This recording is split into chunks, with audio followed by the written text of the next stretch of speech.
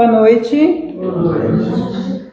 Sejam bem-vindos a mais um dia de estudo para a gente fortalecer aí as nossas energias para seguir buscando os caminhos mais acertados. Hoje o Nilo vai continuar para a gente o capítulo 6 do Evangelho, Cristo Consolador, falando sobre o advento do Espírito de Verdade. Terminando o capítulo, né? Então, para que a gente inicie aí o nosso estudo da noite, vamos elevar os nossos pensamentos, nos unindo aí no sentimento de amor em direção a Deus, a Jesus que veio trazer para nós a compreensão das leis através do amor, nos exemplificando, nos ensinando através do exemplo. Vamos agradecendo então esse mestre amoroso, que sempre está conosco, nos amparando, sustentando-nos através dos seus propósitos, dos nossos espíritos amigos, nossos anjos guardiões. Possamos estar conectados a essa espiritualidade amiga, conectados a esse amor incondicional, com o qual Jesus nos envolve a todos,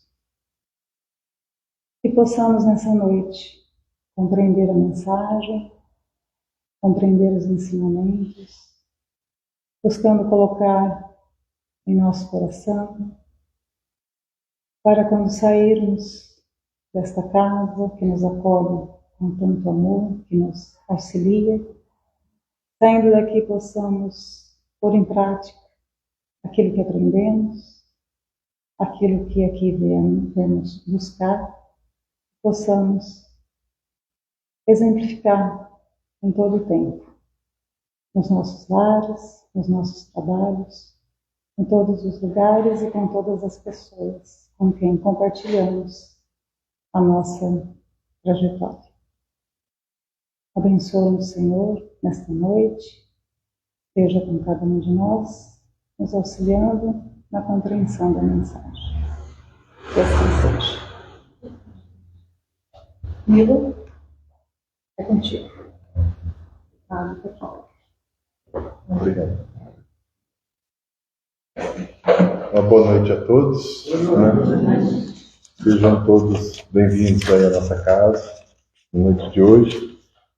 Nós vamos continuar falando do Cristo Consolador. Nosso irmão Cláudio começou segunda-feira e eu vou terminar hoje, que é o menor capítulo do Evangelho. Depois do quinto, que é o maior, que fala sobre as aflições, e eu não sei porque Kardec fez um capítulo tão grande de aflição, se a gente não tem aflição nenhuma na vida, né? E depois o Cristo Consolador, um capítulo pequeno. E ele começa, esse capítulo, tem uma passagem de João, no capítulo 16, versículo 7 e 16, fala assim: mas a verdade é que é melhor para vocês que eu vá, porque se eu não for, o Consolador não virá para vocês. Se eu for, eu o enviarei a vocês. E o Dr. Cláudio falou, eu vou ter que ficar brigando com o óculos, gente. O Dr. Cláudio falou semana passada aqui a respeito de dois temas: o jugo leve, né, falando que ele fala que o jugo é suave e o fardo é leve, e o Consolador prometido, onde ele fala algumas coisas interessantes. Que ele fala que ele vai pedir ao Pai para enviar um outro Consolador, ou seja, Jesus já era um Consolador, né, aqui na Terra.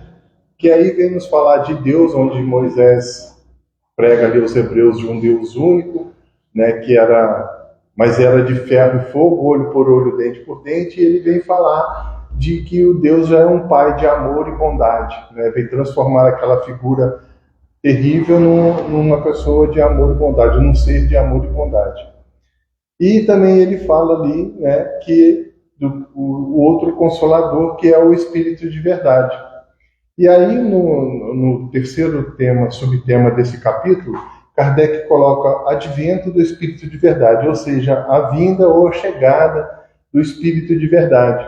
São 4 mensagens. A primeira foi dada, as 2 primeiras em Paris, a primeira em 1860, a segunda em 1861, a terceira em 1861, mas em Bordeaux, na França, e a quarta em 1863 em Havre, também na França, né? E aí ele tem essa parte do advento do Espírito de verdade. O Espírito de verdade tem algumas discussões, vamos dizer assim, entre aspas, na doutrina espírita, onde algumas pessoas falam que o Espírito de verdade seria o próprio Mestre Jesus.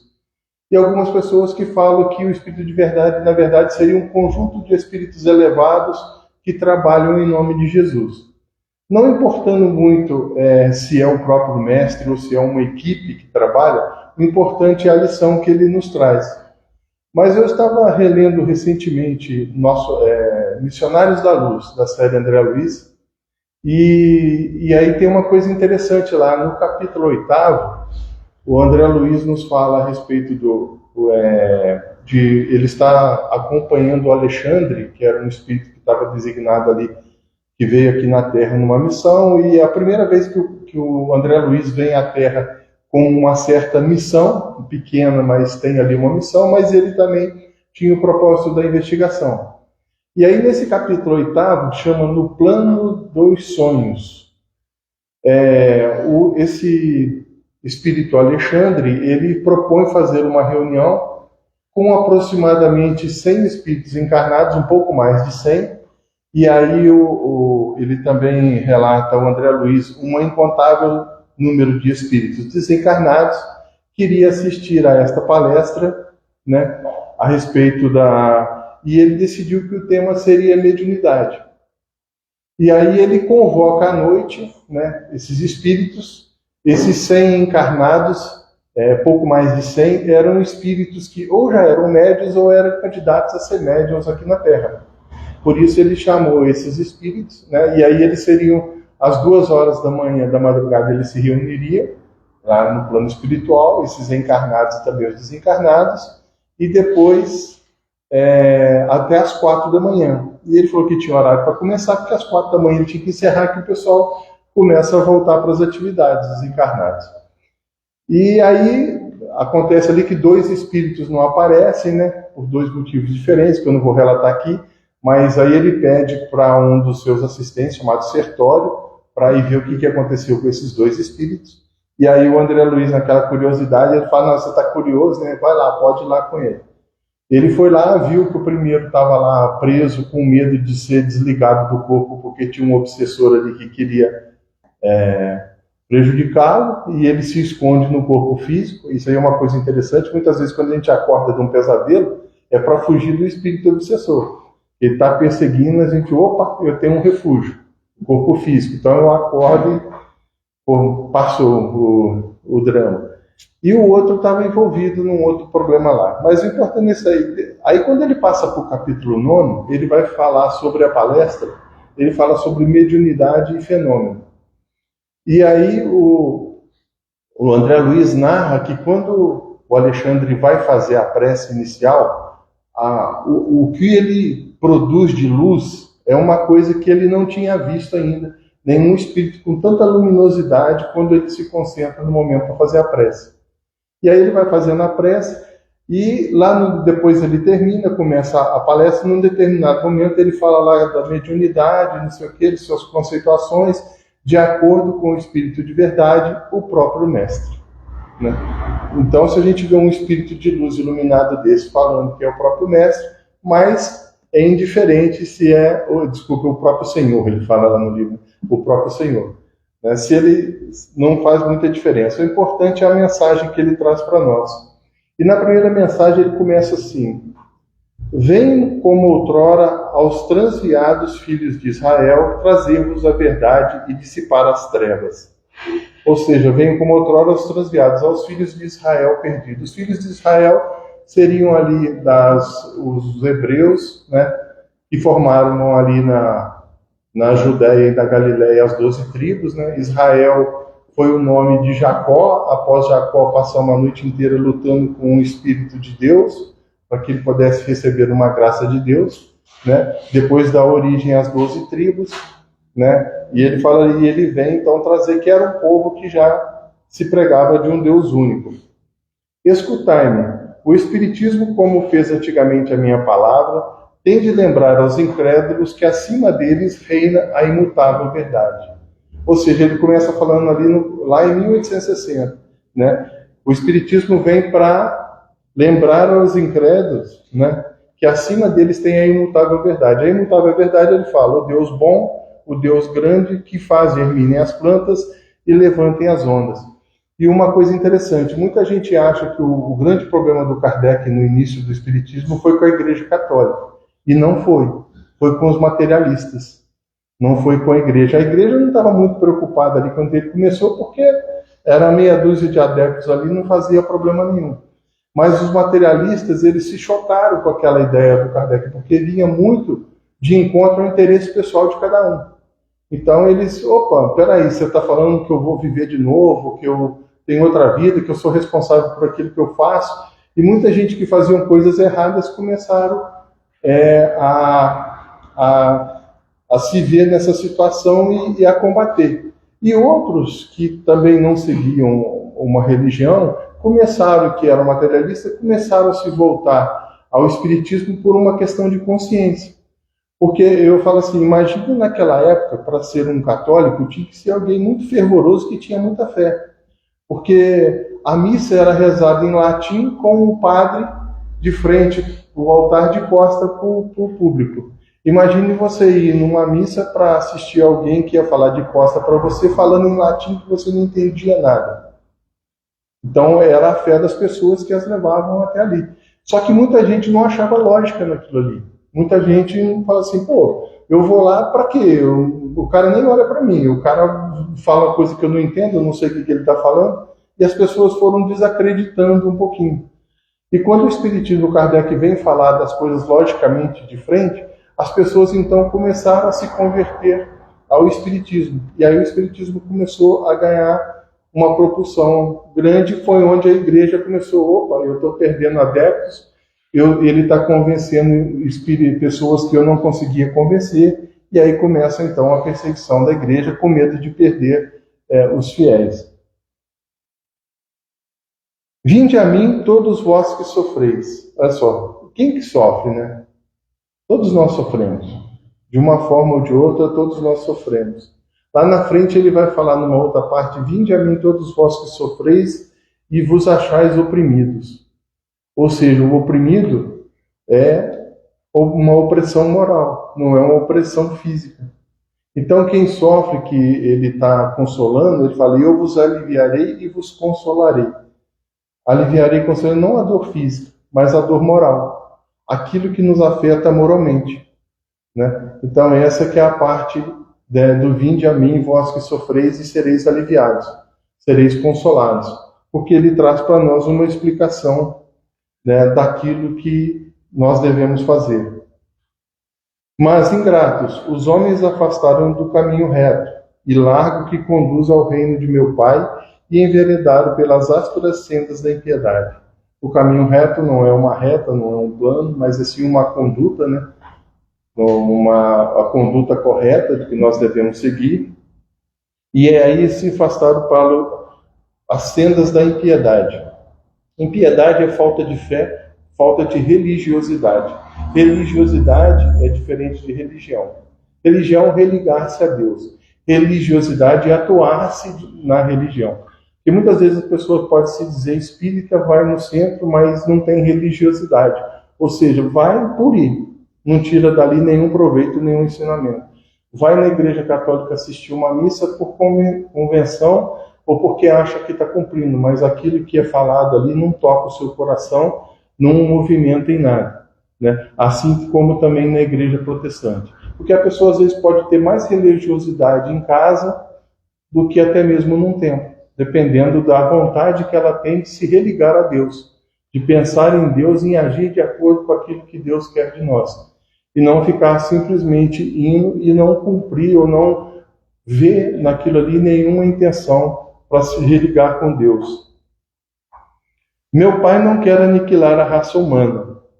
Quer que, ajudando-vos uns aos outros, mortos e vivos, isto é, mortos segundo a carne, porque não existe a morte, vos socorrais mutuamente, e que vos façais ouvir não mais a voz dos profetas e dos apóstolos, mas as dos espíritos, mas as dos que já não vivem na terra. Aqui uma coisa interessante, né? Ele fala, ele não quer aniquilar a raça humana. Dá a impressão que tem certos momentos, pelo que a gente vê, parece que quer acabar, né? Mas não. Quer que nos ajudemos uns aos outros, mortos e vivos. Assim, mas pô, eu tenho um jeito de ajudar uma pessoa morta? Uma pessoa que já morreu pode me ajudar? Sim, nos dois casos. A pessoa que já morreu pode nos ajudar, nos inspirando, nos amparando, estando ao nosso lado. Nós muitas vezes nem sentimos a presença, mas ela faz a diferença ali para nós. E nós podemos ajudar quem acha que não pode ajudar aos espíritos desencarnados. Leia o livro Céu e o Inferno, de Allan Kardec, que vai ver o quanto que um encarnado pode fazer por um espírito desencarnado. O quanto que ele pode ajudar com oração, com bons pensamentos, né? Mantendo o pensamento elevado das pessoas, agradecendo, né? Nesse tipo de situação. Então, quem acha, eles podem nos influenciar nos dois casos. E ele fala aqui, para nós não mais nos ligarmos àquilo que diz os profetas ou os apóstolos. O profeta é aquele que vem com uma missão de Deus diretamente, como os profetas da antiguidade. O apóstolo é aquele que ensina recebido diretamente de um mestre. O mestre que ensina diretamente a uma pessoa e ela vai retransmitir, e esse é o apóstolo. E ele fala para nós não nos apegarmos mais a esses casos, mas sim aqueles que viveram na Terra, aqueles que passaram pela Terra, que são como nós.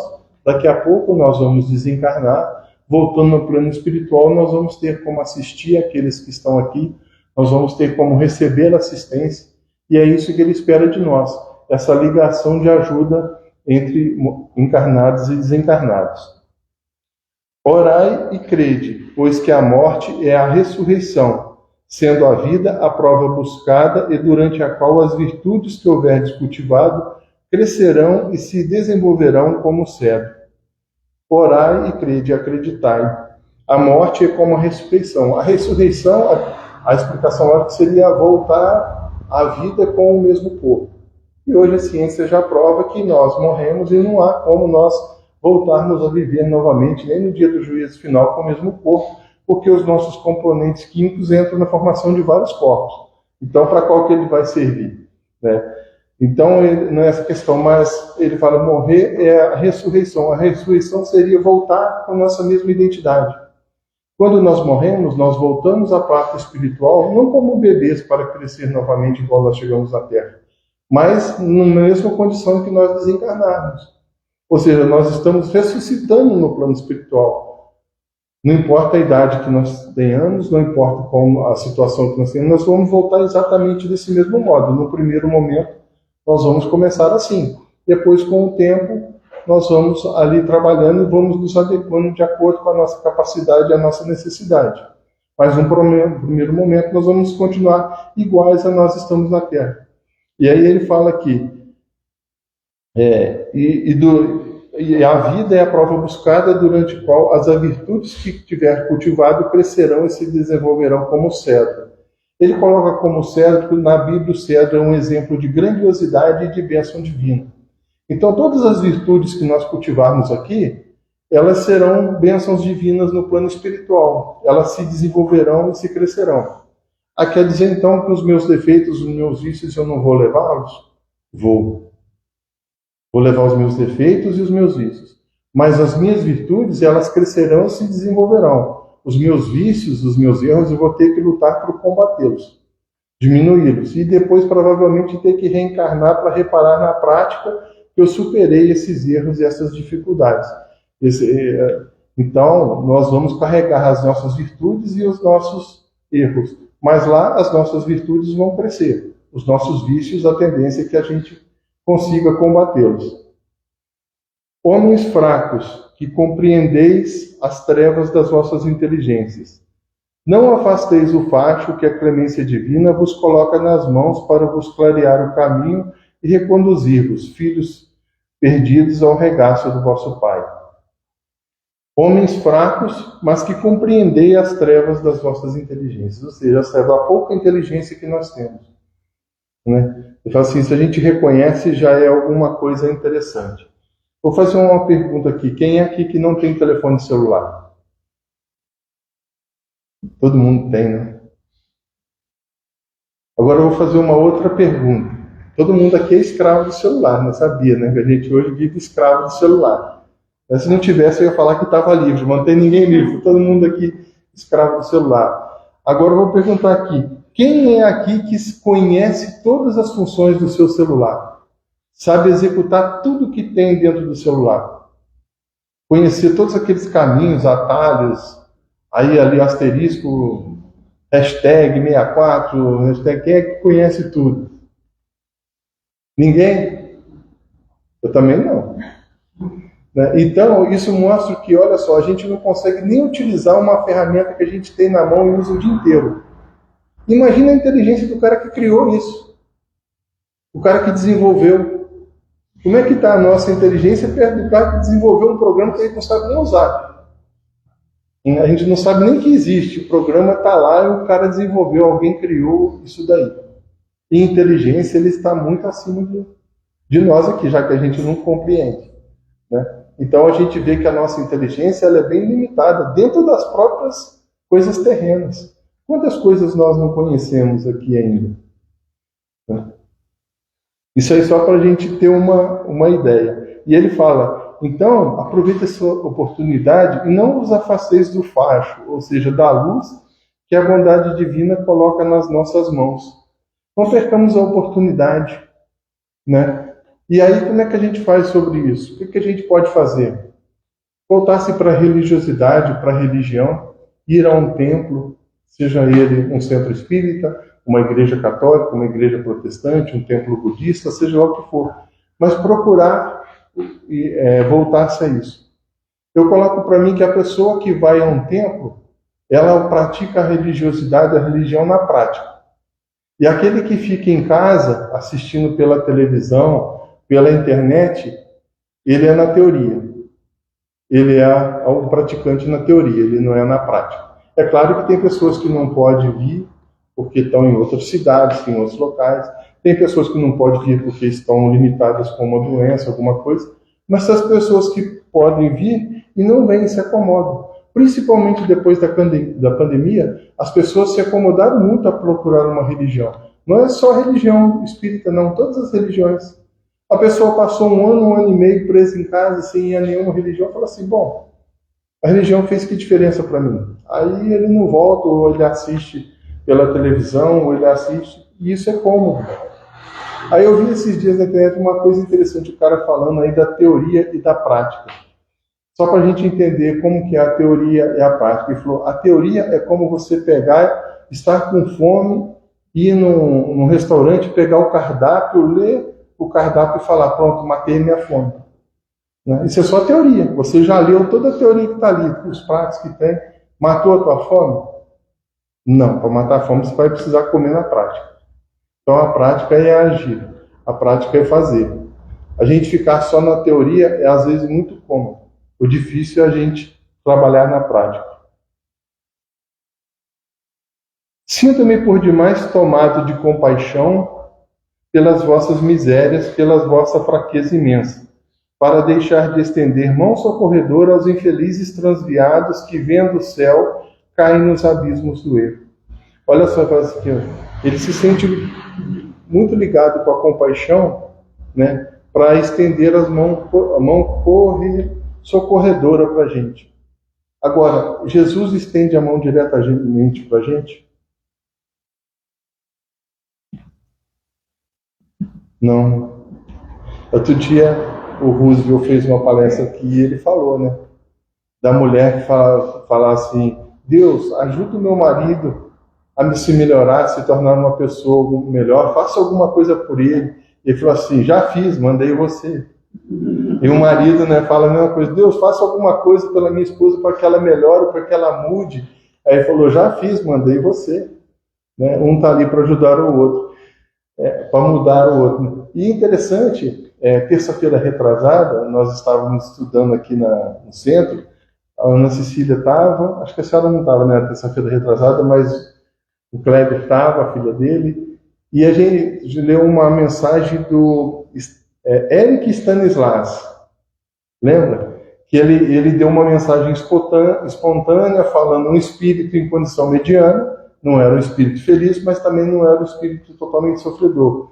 Mas ele tinha vindo de uma região sofredora, entendeu a sua necessidade, se melhorou e foi resgatado.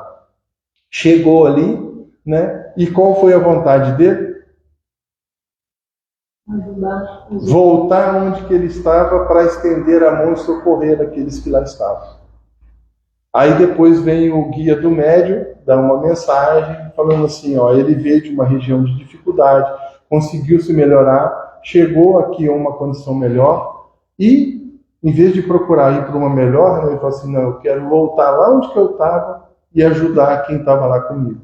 Eu quero poder socorrer aqueles que estavam na necessidade. É Jesus estendendo a mão para quem está necessitado. Né?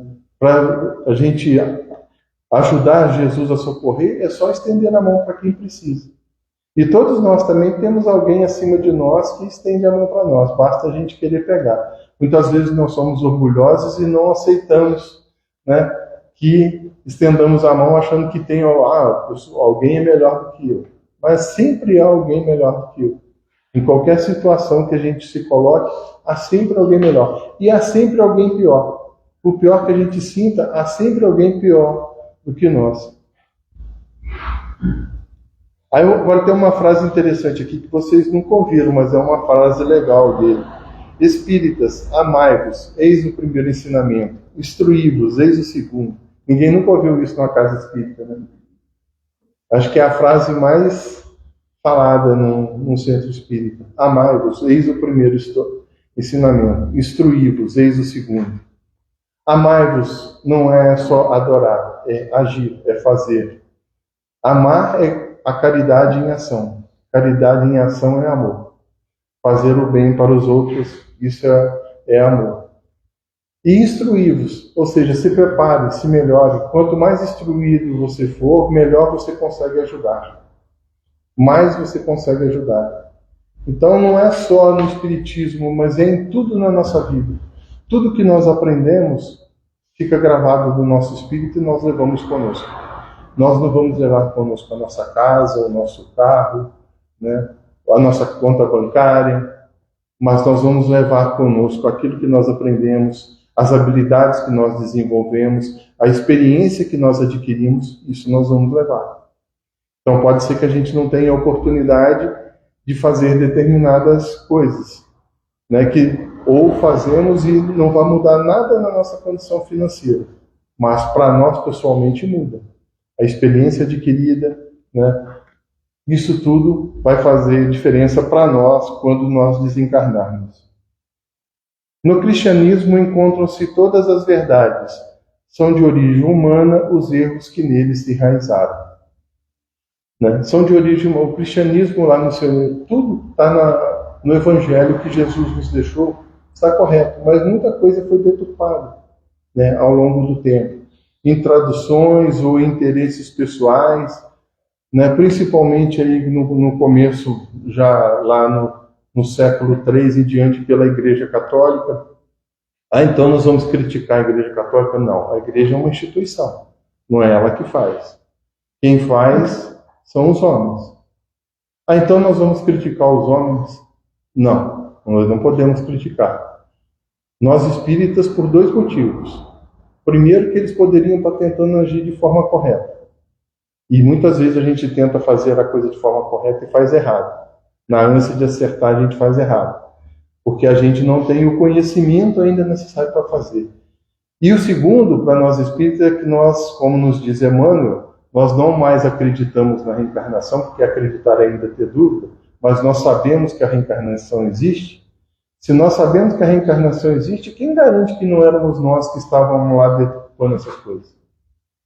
Quem garante que não fomos nós que lá queremos tirar proveito e mudamos a situação? Então não há como criticar, porque as pessoas podem ter feito com boa intenção e errado, ou pode ter sido nós mesmos. Então não vamos ficar criticando a nós mesmos, né?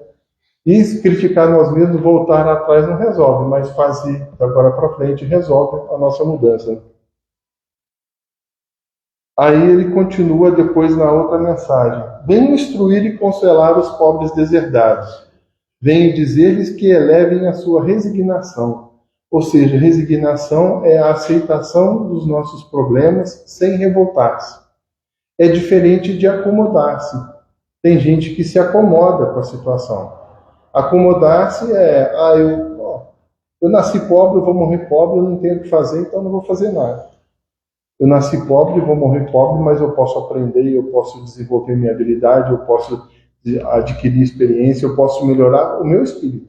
Não muda a minha condição financeira, mas o meu conhecimento, o meu espírito muda, né? Então é isso que ele vem falar para nós. Resignar-se é isso, é não ficar acomodado, é sair da situação de tranquilidade e, por pior que seja a dificuldade, não se revoltar, mas se dedicar a ela.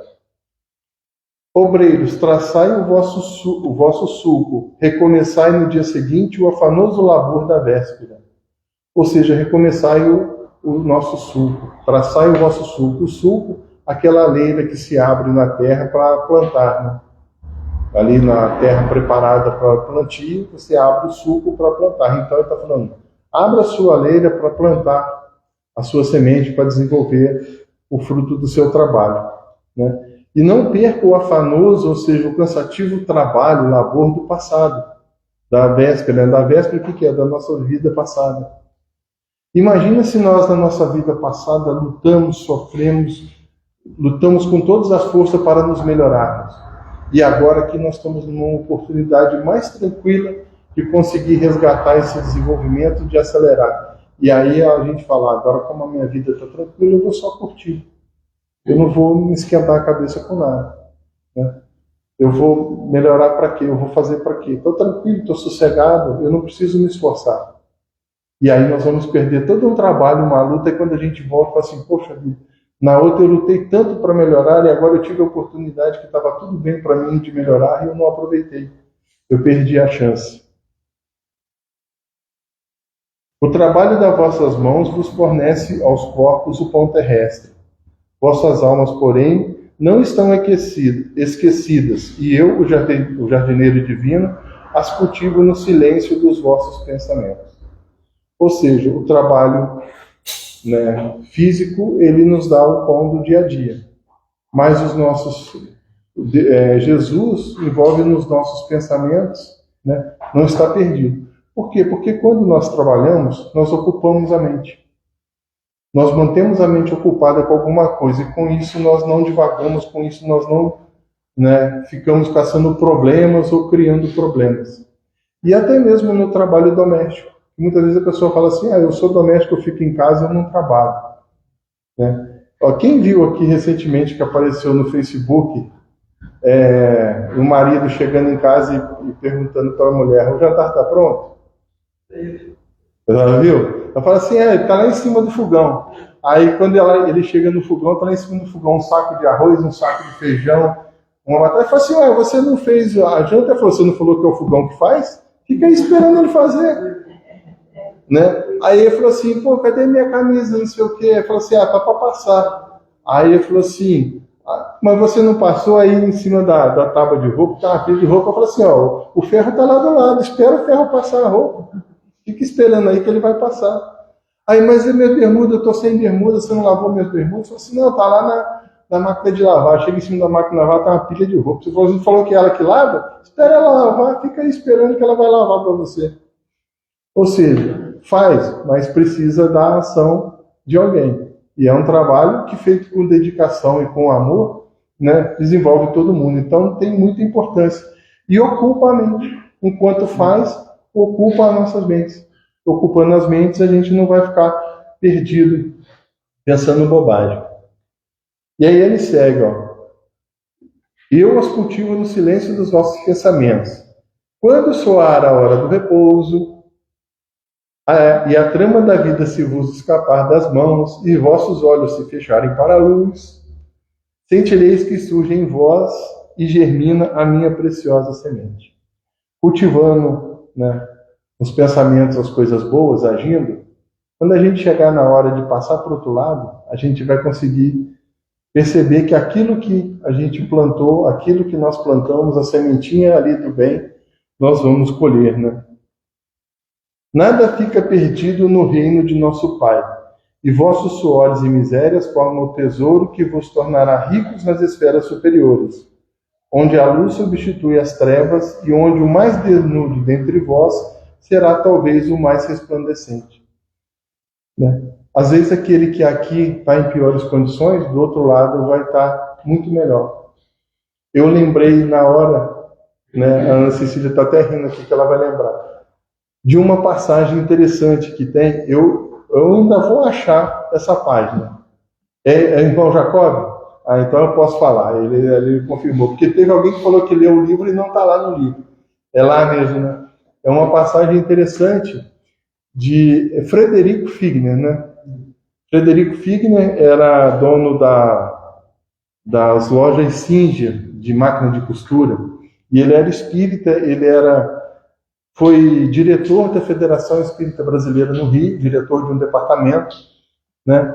E ele era palestrante, ia lá, fazia palestra, fazia curso, estudava muito espiritismo, e lá no fundo do centro tinha um senhor, né, que, né, senhor Cléber, sentava lá no fundo e ficava lá só de braço cruzado ouvindo, né? Passou um tempo, esse senhor desencarna, era um senhor mais de idade, e ele continuou ali, trabalhando na Federação Espírita, no centro que ele ia, estudando, fazendo palestra, até que chega uma hora que ele também foi embora, não tem jeito. Uma hora o corpo cede. E ele desencarna, chega no plano espiritual, é recebido lá no plano espiritual, pelo trabalho que fez, tudo. E um dia, de repente, ele encontra com o Kleber. Aí ele encontra com o Kleber e fala assim, ué, tem alguma coisa errada. Primeira coisa que ele fala. Aí o senhor pergunta, por quê? Assim, não, o senhor não é o Kleber que ia lá no centro? Sim, sou eu. Pois é, então. Eu era palestrante, eu falava, eu estudava. E você tem mais luminosidade do que eu? Tem alguma coisa errada. E lá no plano espiritual a gente vai ser identificado pela luminosidade. E aí o Kleber, né, humildemente fala assim, a diferença era que você falava e eu fazia. Então muitas vezes nós falamos, mas não fazemos, não agimos. E muitas vezes as pessoas só ouvem e fazem e agem, né? Então quem faz e age é muito melhor do que quem está ali para apenas falando. Em verdade vos digo, os que carregam seus fardos e assistem aos seus irmãos são meus bem-amados. Ou seja, aqueles que assistem aos irmãos, mas que carregam seus próprios fardos, são seus bem-amados. A Sueli Calda Schubert, eu não vou lembrar o capítulo agora do livro dela, mas o livro eu lembro, é Obsessão e Desobsessão. Ela fala uma coisa interessante, que muita gente, quando está com um problema, chega na casa espírita e fala assim, ó, já conversei com o atendente lá fraterno, conversei com o presidente, conversei com o médium, falei para eles qual é o meu problema. Eles que se virem agora para resolver o meu problema. Ou seja, está pegando a sua carga e dando para os outros carregarem. Resolvam o meu problema. E não é assim, né? A carga nossa somos nós que temos que carregar, não são os outros. Instruí-vos na preciosa doutrina que dissipa o erro das revoltas e vos mostra o sublime objetivo da aprovação humana. Olha só, a doutrina que dissipa os erros das revoltas. O Espiritismo nos ensina, não adianta nós nos revoltarmos. A carga que nós temos é nossa. E outra, Deus não nos dá uma carga maior do que a gente consiga carregar. Se está difícil, é porque a gente consegue, é porque a gente aguenta, é porque a gente tem força para isso. Elas nunca são maiores que as nossas forças, né? E nos mostra o sublime objetivo da aprovação humana. Qual é o sublime objetivo, né, da nossa evolução, o nosso aprendizado? Fazer o bem. Se eu faço o bem para uma pessoa, quem que se melhora? A pessoa que recebeu o bem ou eu? Quem foi caridoso? Quem desenvolveu a caridade? Agora, se alguém me ajuda, quem que é a pessoa que está fazendo o bem? Quem que está se desenvolvendo? Quem que está melhorando? Ela ou eu?